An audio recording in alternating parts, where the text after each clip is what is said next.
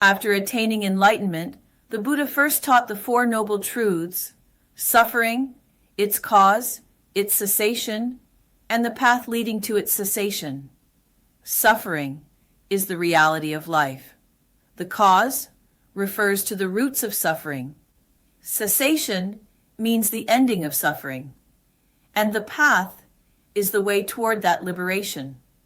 Our world, in its essence, is impermanent.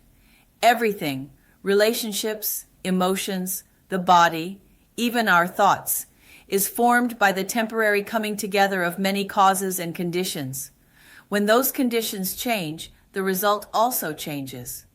Because everything is in constant flux, our minds often feel restless and insecure. This is what the Buddha called suffering. But suffering is not a punishment from the outside world. It arises because of attachment. We cling to things that are impermanent and wish they could last forever. We believe there is a solid, unchanging self. We insist that everything should go the way I think is right. Yet the world does not move according to our wishes. When we hold tightly to things that are bound to change, conflict and pain naturally arise. Once we realize that both the self and all phenomena are not permanent or independently existing realities, but only temporary gatherings of causes and conditions, the mind begins to loosen its grip. When attachment subsides, the root of suffering is cut off. The mind becomes calm and at peace. This is what the Buddha called cessation, the ending of suffering. The cessation of suffering does not mean that there will never again be pain in the world. Causes and conditions will still arise, but when the mind is free from attachment, suffering loses its power to wound us. The external world may still change, yet the heart remains at ease. All attachments can be broadly divided into two kinds: attachment to self and attachment to dharmas, that is, to views, methods, or things. Attachment to self is the belief that there is a real and permanent I that owns, controls, and experiences everything. The Buddha taught that this view is mistaken. Why? Because if something were truly real and eternal, it could not change. Yet when we observe carefully, we see that our bodies are constantly changing, from birth to growth to aging, and finally to death. Science also tells us that our cells renew themselves every day. Our feelings and thoughts change even faster, now joyful, then sad, arising and vanishing moment by moment. Since both body and mind are in constant motion, they cannot be unchanging. What we call I is merely the temporary combination of body, sensations, thoughts, and perceptions, a process, not a fixed entity. Still, we stubbornly believe in a separate self that controls and possesses, and this belief is the source of endless suffering. The Buddha once used the parable of two arrows to explain this point. He asked his disciples, "If a man is struck by an arrow, what happens?" A disciple replied, "He feels pain." The Buddha continued, "And if he is struck by a second arrow in the same place?" The disciple said, "Then the pain is much worse." The Buddha explained, "An ordinary person, when hit by the first arrow, the pain of the body, also shoots himself with a second arrow, the thought, 'Why me? I don't deserve this.' The wise person who understands non-self still feels the first arrow, but no longer adds the second.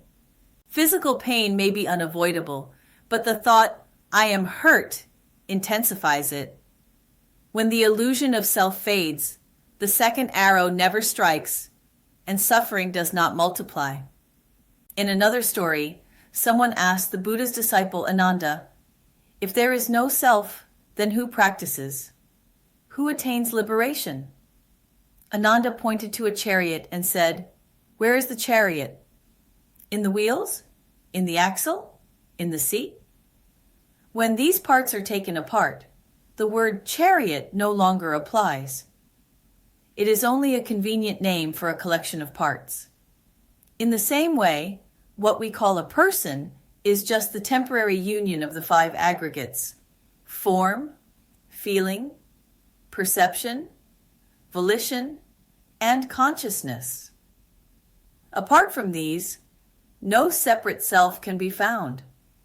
When we truly see this and no longer cling to the illusion of I, suffering has nowhere to dwell, and peace naturally arises. Attachment to dharmas means clinging to ideas, principles, or methods, taking them to be absolutely true and unchangeable. We often think we are right and hold tightly to that view. Even if our reasoning is sound, we must understand that it is only conditionally right. When conditions change, truth may appear differently. Yet people forget this, insisting that others must agree and act as they do. When others don't, anger and disappointment arise. This is attachment to Dharma. The Buddha once said, "The Dharma is like a raft used to cross a river. One must use it to reach the other shore. But once across, carrying it on the back would only be a burden." All methods of practice, morality, concentration, wisdom, mindfulness, and insight, are rafts that help us cross the river of affliction. But if we cling to "this method is best," or "my understanding is superior," we become bound again, this time by the very raft that once helped us. A monk once asked the Buddha, "If we must abandon all attachments, should we also abandon compassion?" The Buddha smiled and said, "Imagine a mother crossing a river with her child. When the current is strong, she must hold the child tightly, or both will drown. But once safely on the shore, if she never lets go, the child will never learn to walk. It is the same with practice. In crossing, hold firmly. Once across, let go. Without release, there can be no freedom." Thus, the Dharma is a bridge, compassion a boat. We hold them when needed, and release them when the time comes.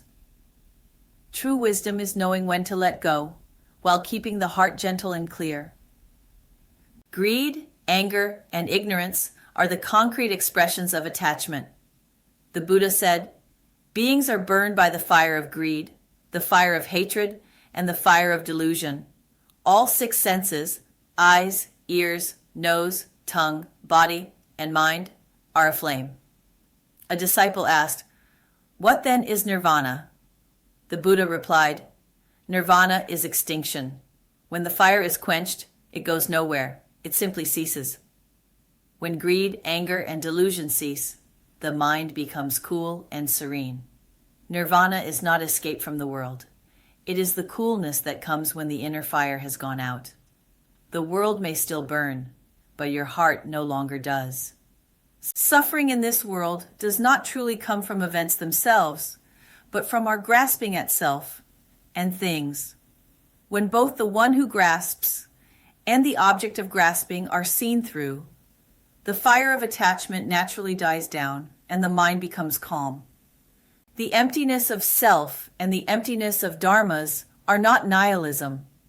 They reveal that all phenomena lack independent essence and arise only through interdependent conditions. When we deeply realize this truth, we naturally let go, naturally grow peaceful, and the mind abides in coolness and freedom.